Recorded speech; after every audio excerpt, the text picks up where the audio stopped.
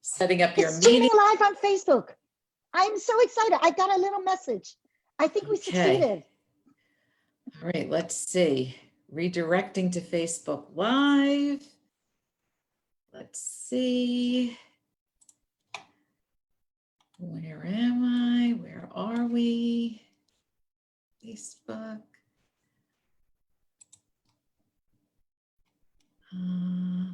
The only thing is, I don't see us yet. But I've heard that, yeah, there's a lag. I think there's a 20, 30-second lag. Okay, so let me just.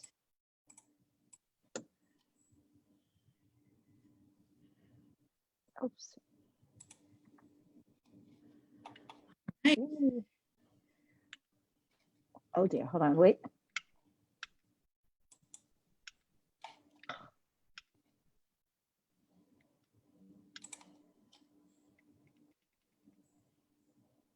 Okay, I got us now. Fantastic. That's great.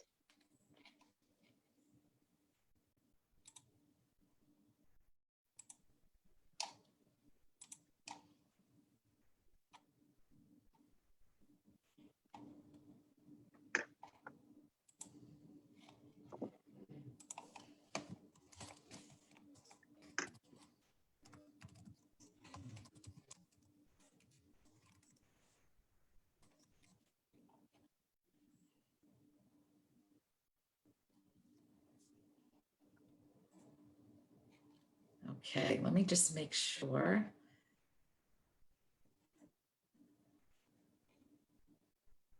All right, there we are. All right, Yay! We're on. All right, everybody. So I just wanted to start a little earlier to make sure that everyone could sync their devices so that we could go live with this incredible author, Jean Kwok. I cannot even begin to say thank you that she's here. I am thrilled. This is wonderful. I can see your comments in the screen. Jean, can you hear me okay? I can hear you okay, but I cannot see the comments. So yeah, that's fine. Okay, so just you will tell me the comments.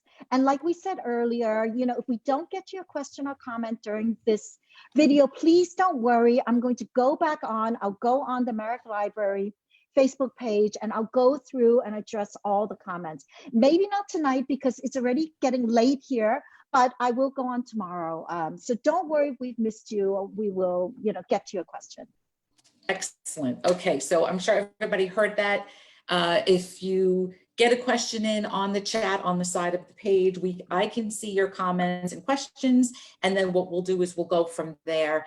And hopefully Jean will be able to do it tomorrow, like she said, because it's late over there now. So I'm so glad that she's here. Jean, thank you so much, and welcome, welcome, welcome to the Merrick Library Live Facebook page. I also want to thank all of the Merrick Library patrons. You guys are awesome. I am so happy that you are here. I am coming to you live from my kitchen, which is something that I do on Friday nights for my happy half-hour live. So you're all welcome to join me for that. So bearing in mind that this is my kitchen, you may hear the telephone ring. You may hear the gardeners outside, not mine, but the neighbors may be mowing their lawns. Some people have allergies in my house. I have a house full of people working from home. So please be patient with me. I appreciate it. And it's live, so anything can happen.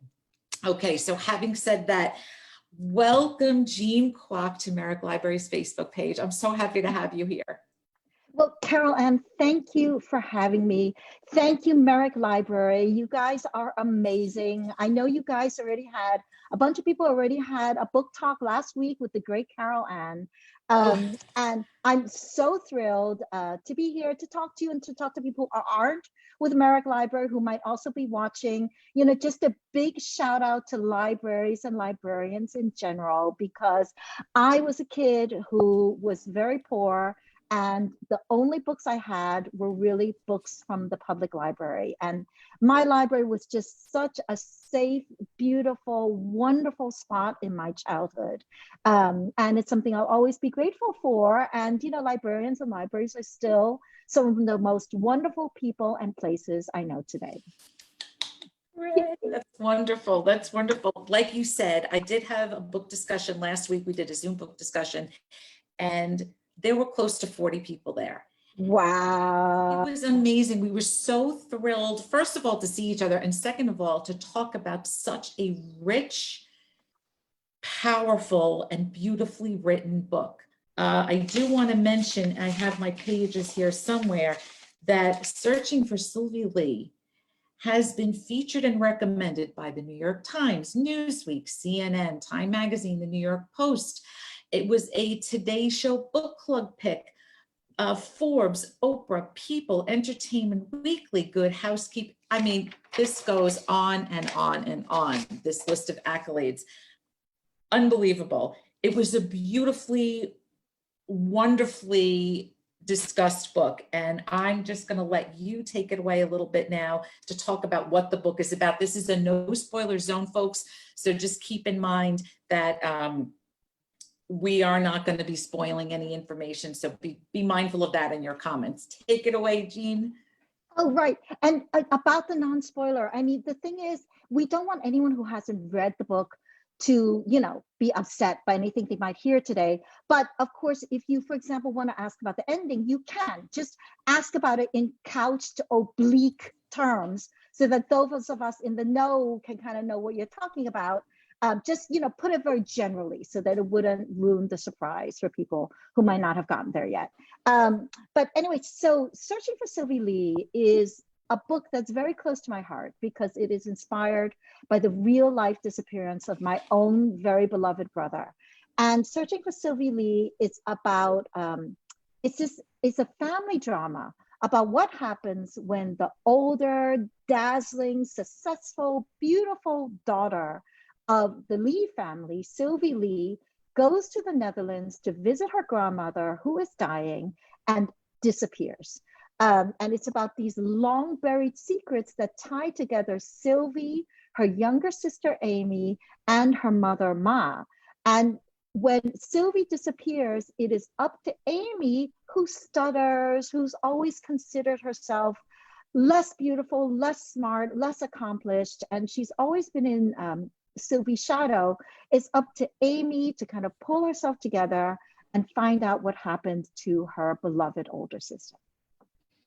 It's interesting that you talk about Sylvie specifically because the book starts with Amy, right? So we get all of Amy's perspective, which I love. So you've been on my podcast and I really appreciate that you've done that. And so I've read the book at least 3 times now. Oh my God, yes. But wow, it's well worth the journey. So people who are new readers, and actually I think your paperback version comes out in July of 2020, if I'm not mistaken. Yes, that is a very exciting date. July 28th, it comes out in paperback. So there are, I know, a lot of book clubs that wait for books to come out in paperback just because it's so expensive in hardcover. So it's coming really soon, guys. I hope you'll enjoy it. And we have some great things in the paperback that are not in the hardcover. So we have recipes developed by the Well-Traveled Kitchen, which is, you know, this amazing person, Jean Kwok, who helped me build these great recipes for book clubs based on the recipes in the book, based on the dishes in the book. And there are discussion questions, and there's just a lot of extra things in the paperback. Amazing, amazing. We will talk about your website in a little bit because there's a lot of incredible information for readers, for book club people. And I do want to highlight that, but I wanted to get to specifically on the third read. You know, I became more aware of Sylvie's voice this time. And before I was so focused on Amy and Ma and sort of their challenges, that what they have to deal with in searching for their daughter and searching for their sister, right? But I kind of lost sight of Sylvie. And when I read it this last time for this book discussion group, you give Sylvie, I'm actually getting the chills right now, you give Sylvie a voice, and the things that she says, it's very, very personal. I could never read it in your, I could never do justice to anybody who reads your book, but I love that we get this information about Sylvie, and she talks about how she has really fought long and hard to create this life for herself, this perfect dream for herself, right? Anything that we're told as kids, no matter what walk of life you're from, it's always that dream. You go to a good school, you get married, you have a wonderful education, a fabulous job. And reading Sylvie's take on that was very fresh for me this time. And I wonder how much of that is close to your own experience. Well, I mean, I think that, you know, since my books are so personal, I really am very much a part of every single character in the book. And I definitely do identify with Sylvie. And Sylvie, I think, is a combination of myself and of my brother who disappeared. I think that Sylvie is, in some ways, you know, just to backtrack a little bit, I think that Searching for Sylvie Lee is about what happens after reaching the American dream. You know, there's so much about the American dream. Is it real? Is it worth striving for? Is it an illusion? And I think Searching for Sylvie Lee is about the price of the American dream. What happens after you seem to have reached it, or maybe you have in some respects, but then have you really? And what is the price that you paid to be so perfect, to be so accomplished, to be so successful? And I think, you know, I understand that to some extent for myself, because I was, of course, an immigrant twice in my life. I moved from Hong Kong to the US and, you know, grew up in the US, at first not speaking any English and trying to fit in and failing utterly to fit in, and looking at the other girls and kind of knowing that you know, all those, there's 100,000 tiny nuances of meaning and dress and the way you look at someone and how long your eyes meet and how long they don't meet and how you curl your hair, that you instinctively know if you're part of a culture. And these are all things that I did not know at all in any way growing up. And I felt that very keenly. And I know that feeling when what you try to do then is you try to overcompensate. You know, you think, well, I'm going to work really, really hard. I'm going to not be poor anymore. I'm going to make it. I'm going to be successful. I'm going to know, you know, I read an etiquette book cover to cover and studied it, you know, so that I would know how to use a fork and knife when I went into a restaurant, because we didn't use fork and knives at home and I didn't want to be embarrassed, you know, so things like that. I feel like Sylvie's problems of almost going too far, being so perfect that, you know, she couldn't allow herself to be vulnerable and to get close to people. I saw that more with my brother Kwan, the one who actually disappeared, because I think he's a guy, you know, he was older than I was. He was more caught in between the two worlds. I think in some ways I became pretty westernized, but he was really straddling East and West. And what I saw in him was that sometimes I think there were a lot of people who loved him, and certainly there were many, many people who admired him. But, you know, to feel close to someone, you have to really understand that they're human and vulnerable. And I would say to him, you know, you need to, you know, open up. Tell the woman you're dating, you know, how you're feeling, or that if you know, if you're having a bad time, tell your friend you're having a hard time today. And that was hard for him. That was something that was hard for him to do. And I see that in Sylvie. I think that Sylvie is somebody who has worked so hard to try to be perfect that, you know, she can't kind of let that go. So everything that you just said, I outlined, I underlined these pages from the book. Wow. You say, or Sylvie says something that is just incredible. And it's everything you just said. It's so eloquently written. It's so beautifully written. Sylvie says, if I may, Of Sylvie, course. I was an impoverished, awkward girl who got into Princeton on good grades, unlike another girl I knew. But those who wish to eat honey must suffer the sting of the bees. Methodically, I fixed every flaw I could find in myself. In high school, I skipped lunch so I could save for a few good pieces of clothing. I read etiquette books and studied designer brands as intently as my statistics textbooks, but I never mastered the art of the graceful shrug and careless indifference. I mean, Jean, you know, Oh, thank you. it's that's Sylvie right there. That is Right, right. an complete encapsulation of what she goes through to get where she is. Yes, I think that is so true.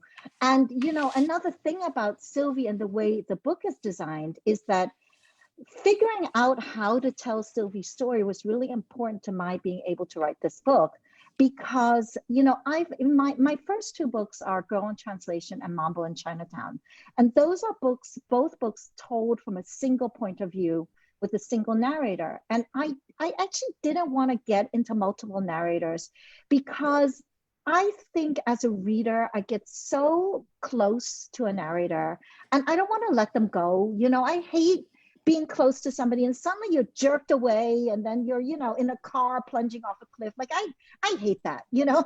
I like readers to be close to my narrators and to be involved in the story and to keep involved in, you know, the heart of the story. And I was like, you know, how am I going to tell the story?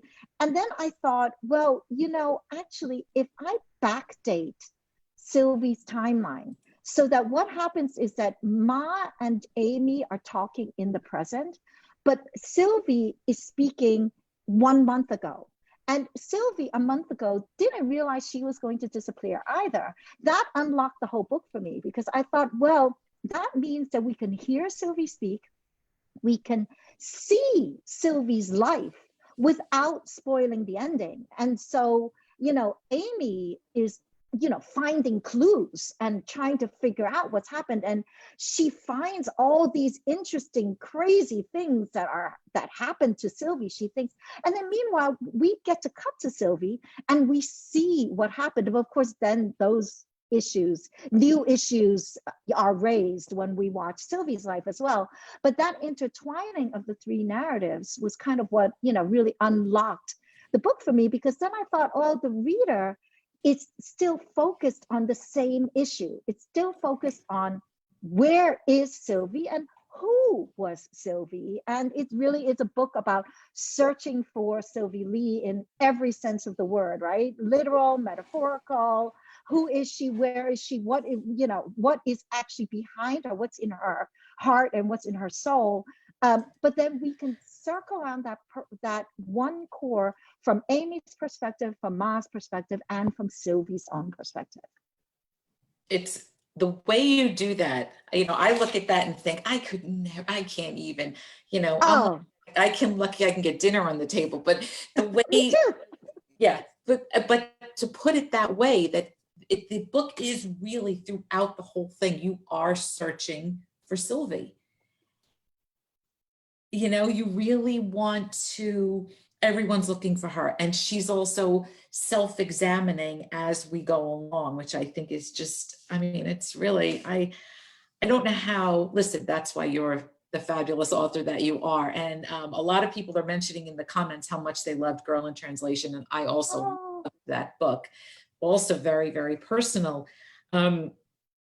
The title itself, is that something you decided on? I think your HarperCollins is your publisher.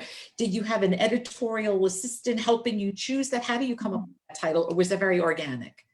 Well, you know, there are a lot of different ways of coming up with titles. So for example, Girl in Translation, that was a title that I we were like, oh God, we were playing with the most horrible titles. I mean, the titles were so embarrassing. I mean, they were titles like, you know, Jade on the Mountain. I mean, we're like, is that a restaurant? I mean, what is this? Are we looking at a massage parlor?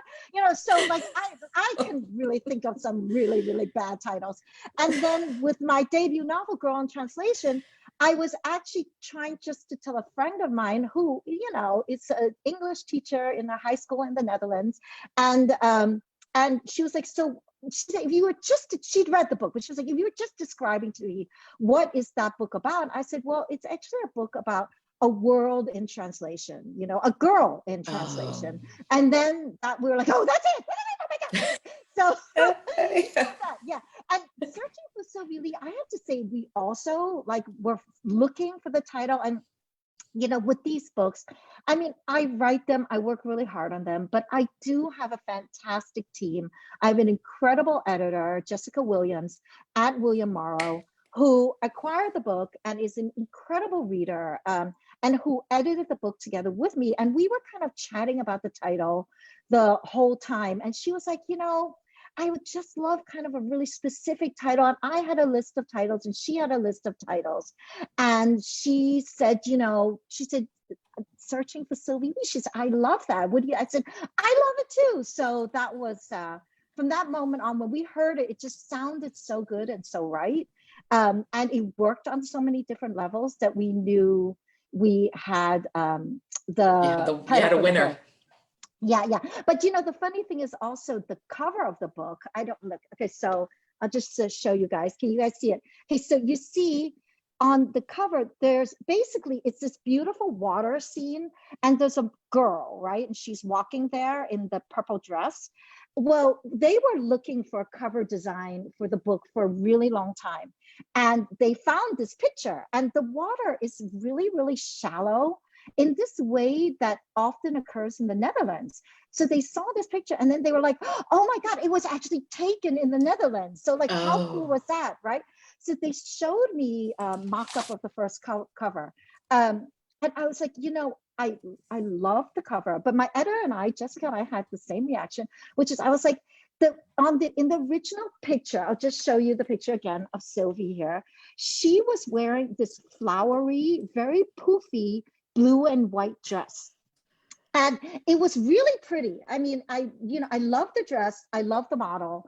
I love blue and white flower dresses, but Sylvie would never wear a blue and white flower dress. Right. No, she would not, because she's a New York girl. Right. She's just like sleek and tailored and, you know, tight and a little bit uptight, you know, so she's like, she would just never wear a foofy frilly dress. And I said, you know, I felt like it was a detail, but I was just like, and just because I know, I thought the same thing. So you know what they did? I mean, because actually legally, authors have no say over the covers. In our contracts, when we sign a contract for, you know, to sell the rights to the publisher, we have control over every word in the book. They can't even change a comma without our permission. So that we have complete control over. But we sign away the rights to the cover. I mean, maybe like Stephen King doesn't, but most of us do. It's like, it's a standard thing. It's just a standard thing that they will try to make the author happy, but they are not obligated to make the author happy. That's a marketing decision and it's under the control of the publisher. So, but I've been lucky. I mean, every single book I've published, they've really, really wanted me to be behind the cover. So I mentioned this, and you know what they did? I mean, they brought in a Photoshop specialist who brought in a real dress and shot it from the exact angle of this dress. They put on a mannequin or a model, I don't know, but they somehow shot it in real life and then they Photoshopped the dress in. So I thought that was like already a sign of like how happy I was going to be at William Morrow and how caring the whole team was in getting the book out in a way that, you know, we all believed in 100%. Amazing. I mean, and you think about it, Mambo in Chinatown is such a gorgeous cover. I mean, that is a beautiful cover, colorful, and it it evokes everything that's going on in that book. And I love that they did that with Searching for Sylvie Lee cover. I mean, that's amazing. I had no idea that contractual piece of it when you sign that. I had no idea that that's how it went. And I do often ask authors, how did you get that cover? I didn't know that whole piece of the backstory. And I love that took such good care of you and made sure that happened, because the cover is really, it's beautiful. And I love that I think the paperback is staying the same cover. Is that correct? Yes, they're keeping exactly the same cover. Although they're doing this cool thing, like there's a name for it, but I forgot. But there's a cool thing where like you open up and then there's this like blurred face of a girl. It's very, very cool. And if I knew the name, I would Step Back. Does it say anything to you? I don't know, but it's like the cover is like, it's almost like a dual cover. Like you have the cover and then there's like a little bit of a different picture behind it, and then you open it and it's like, it looks really amazing. I don't have the actual book yet, or I'd show you, but they've shown me the design and it looks amazing. So I can't wait to see it. Yeah, neither can I now. I can't wait to see that also. One of the things that came up in the book discussion was we talked about Ma, right? Because she doesn't have a name. She's only known as Ma. And even though, so we've got Ma and her inner dialogue, right? And like, this is not a spoiler, so nobody worry about it. But what I love about Ma is that her inner dialogue is beautiful. And because we see her from Amy's point of view, Ma speaks in broken English, and it's very hard for her to communicate. Communication is a challenge anyway when you have a teenager, especially when you have a 20-year-old. Oh, tell me. You do your best, but you keep your hair colored and you hope for the best. But we see Ma from Amy's point of view. And then when we get Ma's dialogue and we see her inner life, right? It's extraordinary. The reader is completely opened up to this other person, which then colors all of the dialogue between Amy and Ma later on, because we have all this information about Ma that Amy doesn't have. I mean, it's beautiful the way you did that. How loud was Ma when you were writing her? So I'm here to let me talk. How was that? Well, Caroline, I mean, you put your finger on something that is so central to the book to me, which is that, obviously, as we said earlier, the book is told by Sylvie, Amy, and Ma, but they are all thinking in their own languages. So even though the book right, that's it. They're thinking in their own languages. Exactly. That's why you had that experience of looking. So basically, exactly what you said, Amy is the one who thinks in English, and English is her language. She was born in the US. She's an American Chinese, and that's where her heart and soul is. And then we see her looking at Ma, and indeed, Ma can only speak in broken English to her. And Ma is very beloved, but Amy sees only a very tiny fraction of who Ma really is. And we realize that when we go into Ma's chapter, well, Ma is thinking in Chinese, and we're reading it in English, in transliterated English. But then we realize, oh my God, this woman is so rich and deep and poetic. She's so much more than her own daughter knows, And of course, Sylvie, part of the fun of writing Sylvie was that Sylvie's thinking in Dutch.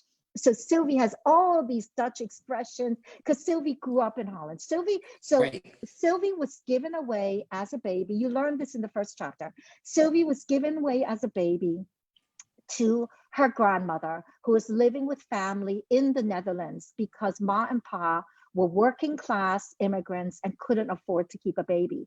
So they sent her to the Netherlands. They kept thinking she'd bring her back, but it was 9 years and before they could bring her back. And Amy was born by then, and she was 2 years old. Amy was 2, Sylvie was 9. And of course, Sylvie has been wrenched from country to country, from caretaker to caretaker, and in a way feels like her own parents gave her up and only brought her back so she could be a babysitter for her little sister, right? So, Sylvie in a way always feels like she's a failure. But back to the issue with the languages and Ma and Amy, what I was trying to convey there is that, in so many families in the US, all over the world, especially in immigrant families, you have a huge language and cultural gap within one family, because the immigrant parents cling to the old language. They never master English as well as the children. And for the children, English is often their language. You know, it's the language they get in school, their friends, TV, movies, their work, everything's in English. And so the children can never actually fully know all of the parent, the way, you know, in the parent's full glory. And that was a part of what I was trying to convey in the book. I also wanted the reader to have that experience of being a native Chinese speaker, of being a native Dutch speaker, of being a native American English speaker, and knowing what it's like to be somebody like Ma, who in her own mind is so complex, but yet, you know, what she can express of herself is funneled through such a teeny tiny little window. I mean, I don't know that I think that the way you present it this way, especially for Ma, is that, you know, when you speak to someone and they're speaking in broken English, or they're speaking in with the limited vocabulary that they do have, you're not necessarily thinking about that person's back life, their backstory, what they actually are like beyond this, these few words that they have. And that's what I loved about Ma, because when you get Ma, it's suddenly like the world goes from black and white into color. Right. And yeah, go ahead. No, I think that's so true. And it's, you know, and I think that's something else that we as Americans and as English speakers don't realize very well, is that, you know, we have the tremendous good fortune to have English be the international language. When we go to Japan, we don't have to learn Japanese. Everybody's going to try and speak English to us. When you go to France, no one speaks English to you, but that's another story. But basically, you know, in most of the world, you know, you don't have to like try to speak Russian to the Russian guy. He's going to try to speak a couple of broken words of English to you. And so we don't have the experience very often of struggling and realizing how hard it is to express ourselves in a language that's not our native language. It becomes very easy to make assumptions. I've done it as well, you know, and I should really know better, having, you know, learned different languages and moved from Hong Kong to the US. And then as an adult, after meeting my Dutch husband to be, moving from America to the Netherlands, which is where I am now. You know, I should know better, but I find myself doing that too. You know, you meet somebody and there's halting in whatever language you speak, and a part of you starts to make assumptions about their education level, about how bright they are, about how quick they are, and those, you know, assumptions are completely unfair. And right. And so how many languages do you speak? I speak, I'm trilingual, so I speak English, Dutch, and Chinese. And I studied Latin for like 8 years, but don't speak Latin. So, yeah. Oh my goodness. When your books are translated into other languages, this is not even a prepared question, this was just something I thought about. When your books are translated into other languages, how much do you have a translator that does that? Does the publishing company do that? How involved do you get in that process? Translations are always done by the publishing company that has bought those rights. So for example, my German publisher will do the German translation. Of course, it's an unusual position because I write my books in English. So I sell the books to my American publisher first, but then I have a Dutch publisher as well, who then buys a book and translates it into Dutch. And I do often get asked, you know, do you contribute to the Dutch translation? If so, why or why not? I worked for many years for the university, for Leiden University here in the Netherlands before I became a full-time writer. I was a English teacher at the university, but I was also a Dutch English translator.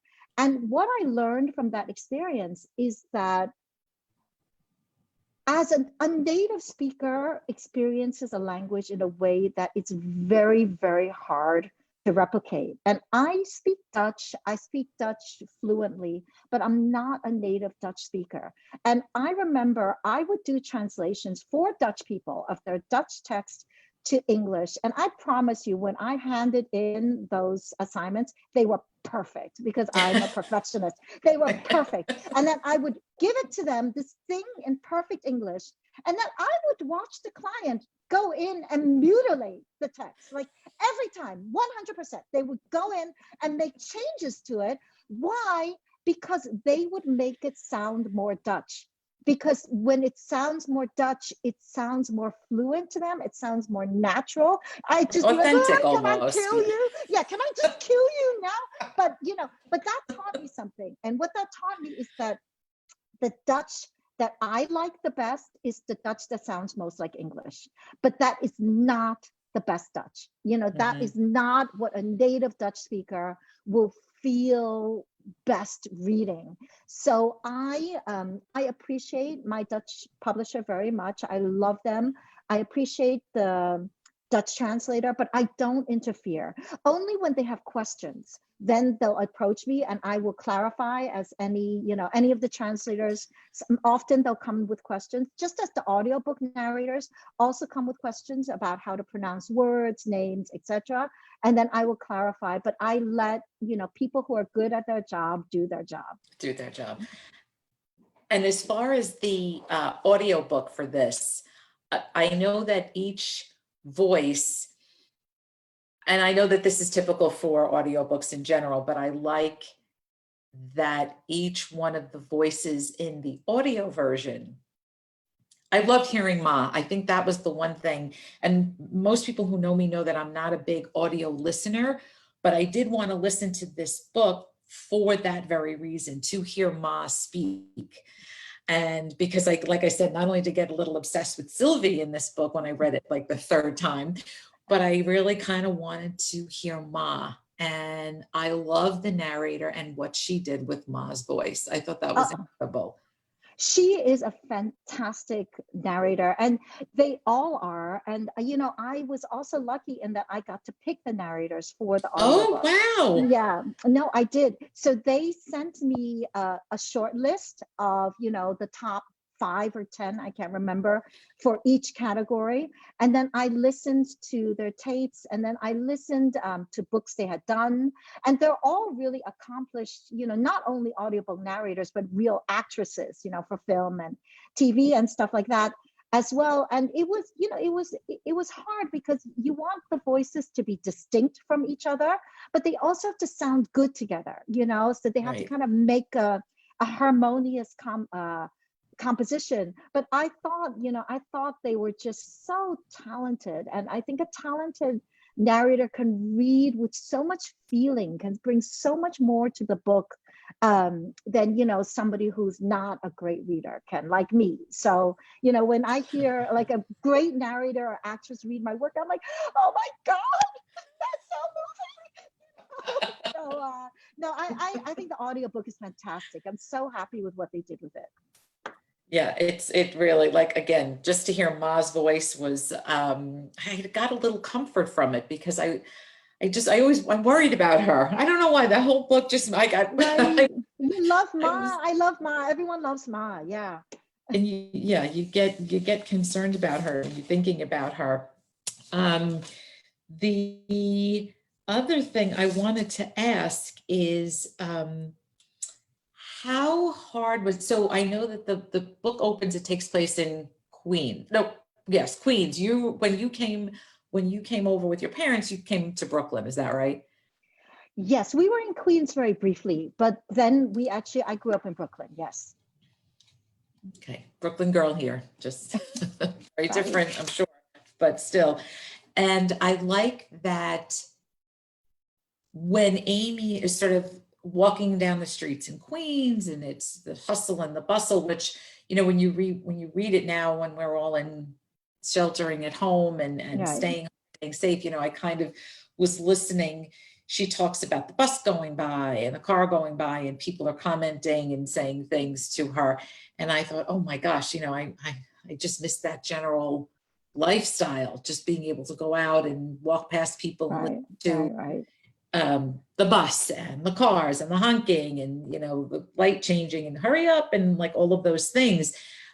When you were writing the Queens piece, how did you actually have to, did you go to Queens, or you just were able to use your memory and how it was like when you lived in Brooklyn and briefly in Queens?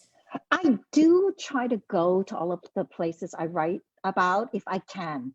And I did go to Queens to write that scene. And actually, I think I went to every place, every location in the book to write this book. So, and I had been to some of them. I mean, I obviously had been to Queens. I'd been to Brooklyn Heights. I'd been to all of these to the Netherlands, but I did go fresh to every one of those places. I took pictures, I took notes, I did research. And of course, the most, difficult place to go to was I had to go to Venice. I mean, I was just going to say, what a hardship. It was such a hardship. I know, it was so hard for me. But somebody had to do it. I had to do it. Yeah. No, I had to go to Venice. And it was so great because when you go in person, if you can go in person, there are details that change the book in ways that you can't get from a tourist brochure. So when we were in Venice, for example, I went with my husband. It was a very romantic little trip with the two of us, and it flooded. I mean, we had aqua alta, so it flooded. The whole San Marco plain flooded, and I was just like, I had kind of heard about it, but to actually see all of that water and all of the tourists with the huge boots and, to need to go through water, then that was, a setup for a fun book, of course, with Sylvie's trip to Venice right. and her friends in the novel. So, so those kind of things. And, of course, with Sylvie and everything that takes place basically in a village close to Amsterdam, a fictional village. I mean, I deliberately conflated a couple of villages so that the village I write about is not possible. Like, the location at the village in that location doesn't actually have a train station. There are a couple of things like right. that. Okay. Because I wanted it to be realistic, but I also didn't want any particular place to feel like I was trying to give them a message or something like that. I wanted this to be someplace real, but also not real. But I went there, I drove around, the picnic spots, the bicycle routes, everything I walked through so that I could see this is actually how it would work. This could actually work. This would happen in this way there. And in fact, this book is plotted very, very carefully because obviously you have three narrators and they're tossing clues at us all the time. And we, as the clever readers, need to put the full picture together in our head. And in the end, the reader is the only one who has the full story, who has all the details of everything that's happened. Because one of the questions that the book asks is, how well do we truly know the people we love most? And how many secrets are we keeping from each other? So with that, there, and especially with the culture and language gap in between these three women as well, so consciously keeping secrets and unconsciously keeping secrets from each other, you have a very complicated narrative that I wanted to make enjoyable and fun and easy for the reader to read. So, the release of information is very carefully timed so that you at each point, what you need to know to keep wondering. And, it is, I plotted everything down to the weather and the phases of the moon. So, the phases of the moon in the book are correct. Like if it's a half full moon, you can be sure that in 14 days, you're going to be dealing with the regular moon cycles, the correct weather for that time of year, et cetera, et cetera. And, it's just because I think that helps create the reality of the book, that readers can feel like they're on solid ground when they're on this journey.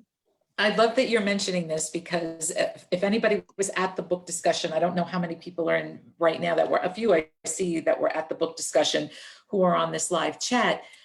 One of the things we talked about, and the reason I asked about the sense of place and had you traveled to these locations is because again, we get that reality of Queens. And that was very, so I'm sitting reading it, you know, in my living room, and I'm feeling like I'm in Queens with her on Oh, that great. street. And then you go with Amy, and she's walking along the canal in the Netherlands.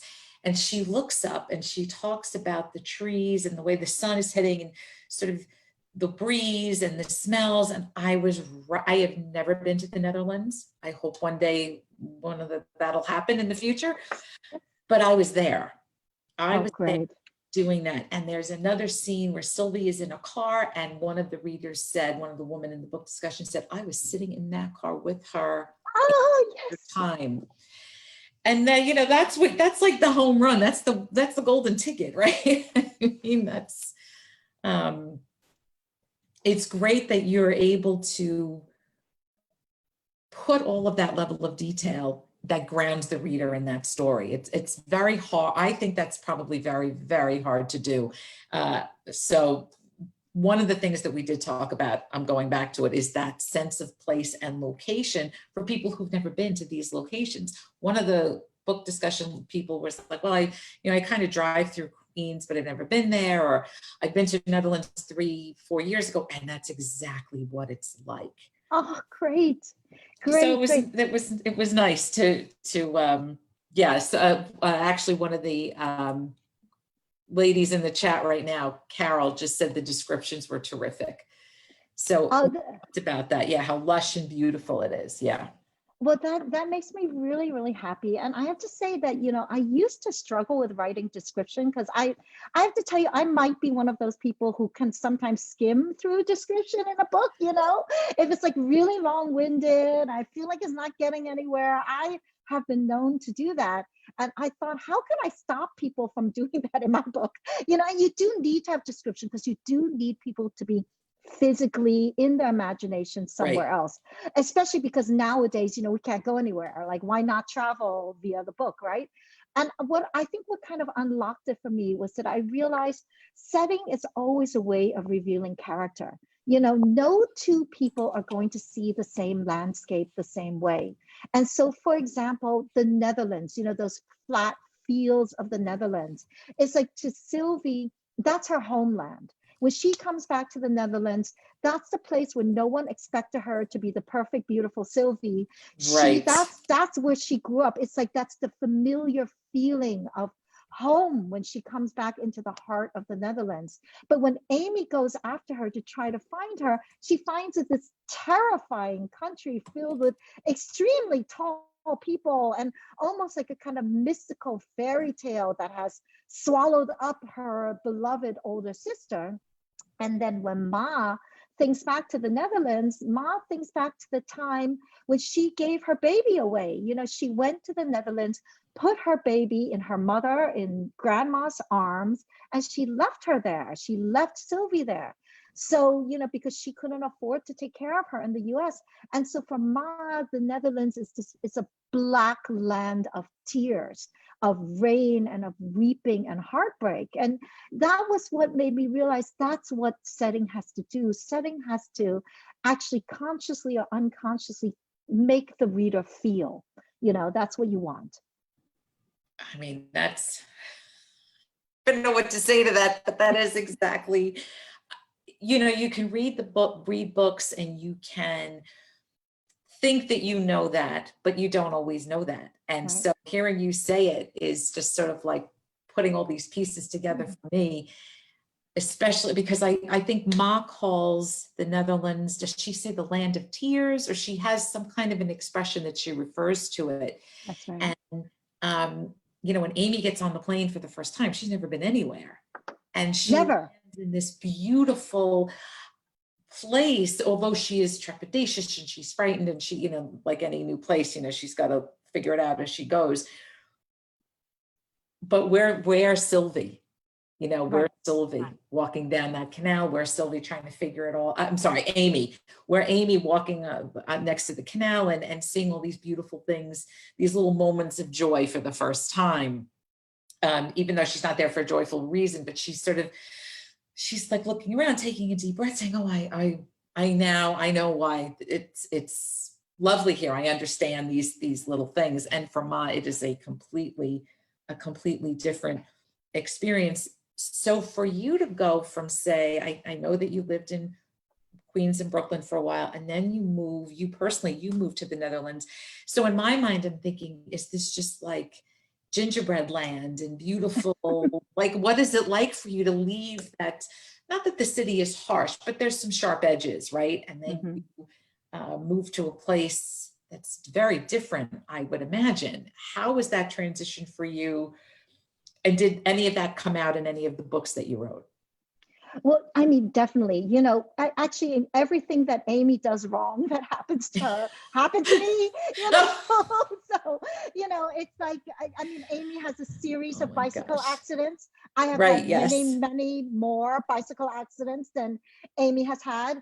You know, the thing with Dutch men liking to flirt with you on bicycles, they really do that.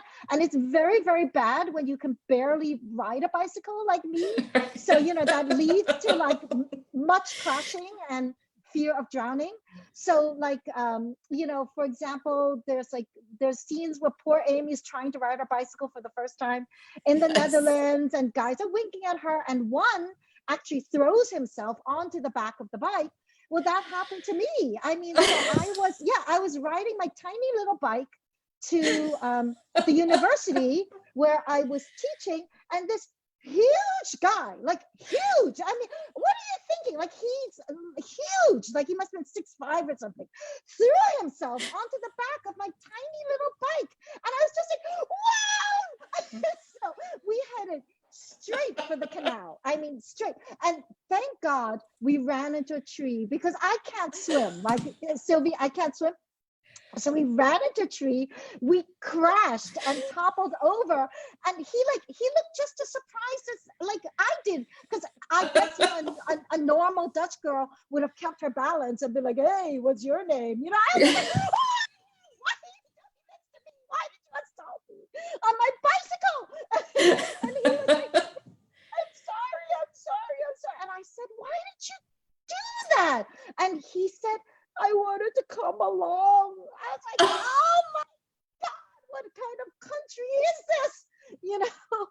So yeah, no, I've had many misadventures here in the Netherlands for many reasons, because, you know, we don't realize how much of our lives is like culturally determined, you know. So like, for example, there's another incident in the book where poor Amy takes like one too many cookies, like the coffee and cookie tray is circulating. That is a great scene in the book. Boy, is that a great scene.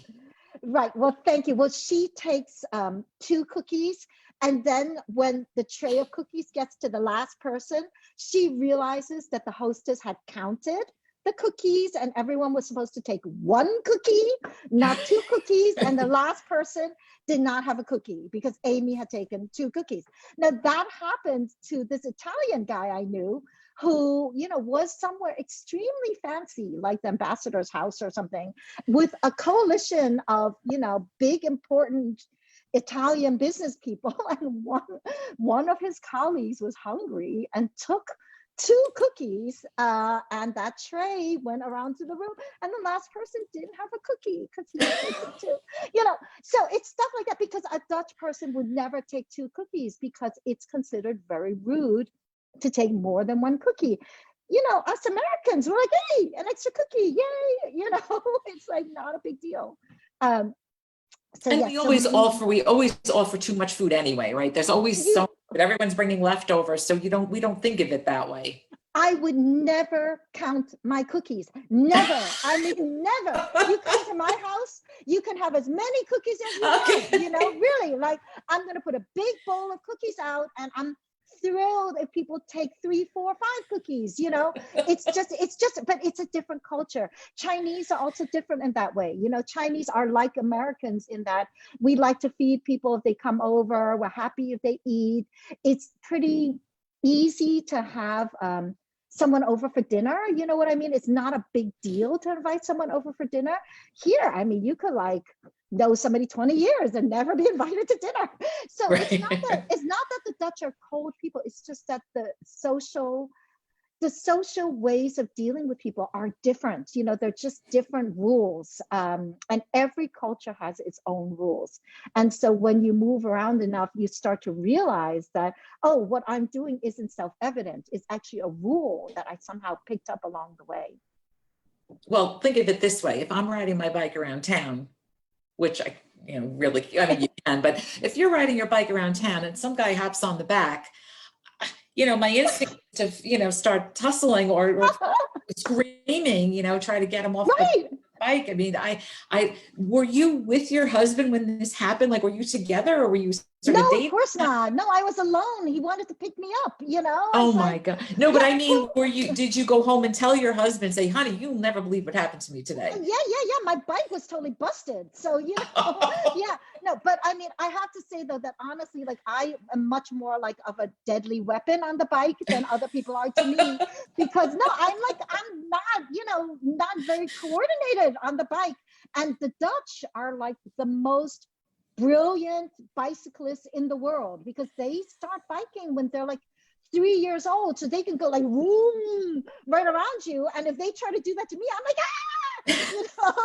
So yeah, in fact, actually, when I was teaching at the university, I went to some kind of like meeting where there were a lot of like people from different departments, and the Dutch teacher, the guy who taught Dutch there, one of them, started talking to me, and he was chatting about something. He was like, blah, blah, blah, blah, blah, blah, blah. And I was thinking, actually, do I know him? I was trying to figure out like where I met this person before, because he was talking to me like as he knew me, or we shared some kind of experience together. And then in the middle of his like talk, he suddenly says, by the way, you almost killed me last week with your little bicycle. I was like, oh. I was like, yeah, could be, because he was like one of the many people I had almost run over with my little bicycle the week before, So yeah, and you can't have everything.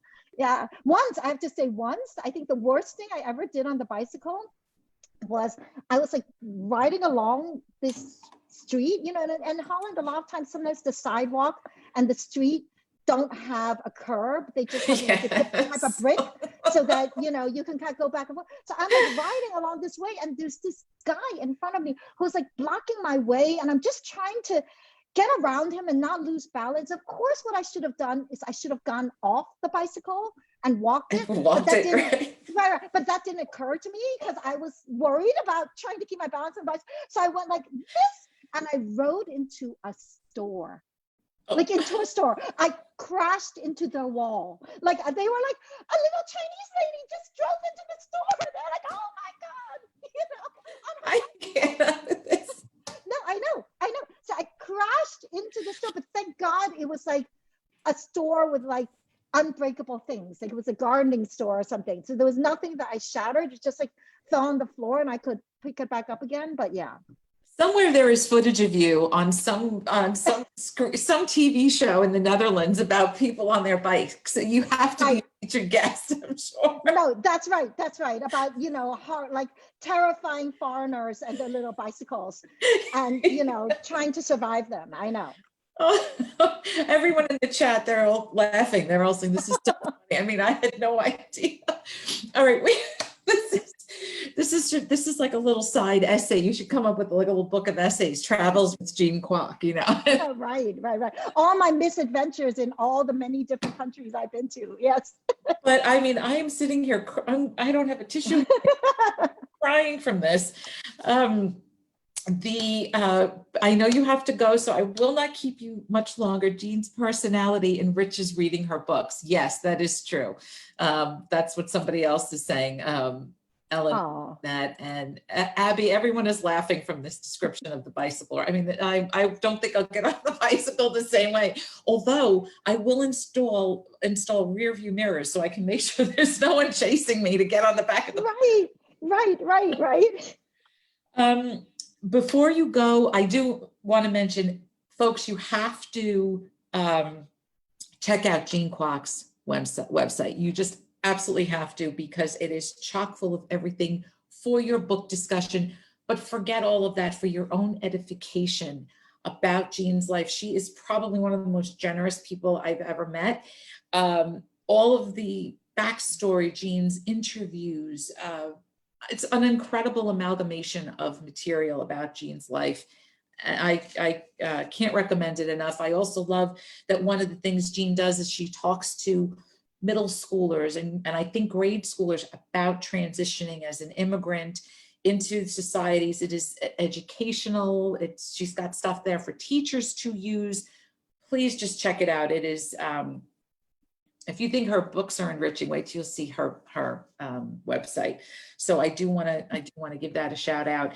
And I'm sure that maybe you were working on something. I hate to put feet to the fire like that. Anything you can wink at us and say, one wink, yes, you're working on it. Two, you're not. Well, Kara, and thank you so much for that. No, I'm working on a new book. It's going to be done soon, actually in the next couple of months. And Wow. it is, yes, it is about a recent young Chinese American immigrant who comes to the US with her little brother and becomes a suspect when her lover is murdered.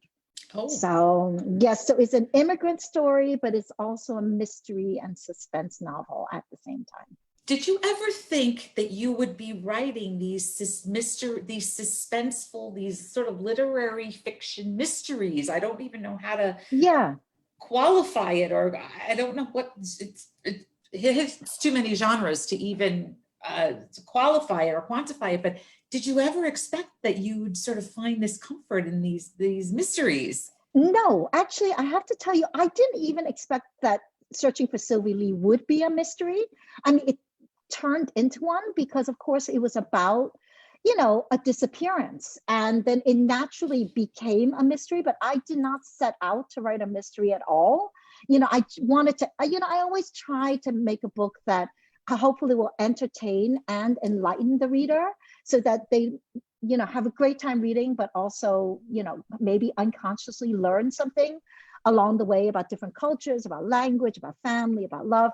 But that I didn't realize that, but I enjoyed it so much. And I do really enjoy stories and I enjoy plotting, and I loved it so much that I think it's something that I discovered after I'd done it, that I had a great time doing this. And it's kind of like the immigrant mystery suspense novel.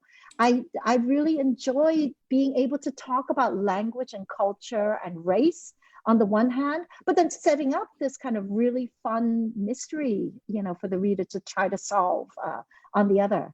And it really is, the reader is really trying to solve it. And that is one of the discussions that we had in the book about how there are scenes that you're on the edge of your seat, not knowing what's going to happen. And I mean, people were saying, I was perspiring. I didn't know what was going to happen. Oh, great. So I'm thrilled that you're actually going to revisit that in another book in this sort of this mysterious way. I love that. So what I'm going to tell the viewers right now is that we're going to end soon. I will thank Jean in a moment, but when we end, I have no idea how to hang up the phone on it. So everyone's just going to go along for the ride because everyone goes along with the ride no matter what. So I just want to say, Jean, thank you so much. You were an amazing guest. And the books are amazing. I can't thank you enough for spending an hour of your nighttime hours with us over here at the Merrick Library. I'm thrilled. Well, you're so welcome. And Caroline, my thanks to you, to Merrick Library, to all the librarians and library patrons out there. I love you guys. Thank you so much for having me. So big kiss to you guys as well. All right. And for those of you who've just tuned in, just for the heck of it, I'm so glad you could join us. And until the next time. All right. Yep. Take care. Take care. So like I said, I'm going to try to hang this up, Jean. If I lose you, I'll come back and find you. Okay. Don't worry. Don't worry. Yes, fine. Great. Okay, great, guys. Thank you all so much. And I swear I don't know how to exit this, but I'm going to click record so that I save the video. And good, we saved it. And now I'm going to go back and try to stop it. Let's see. This is going to be great because I don't even know how to do it. Here we are. Okay. I'm going to end it right now.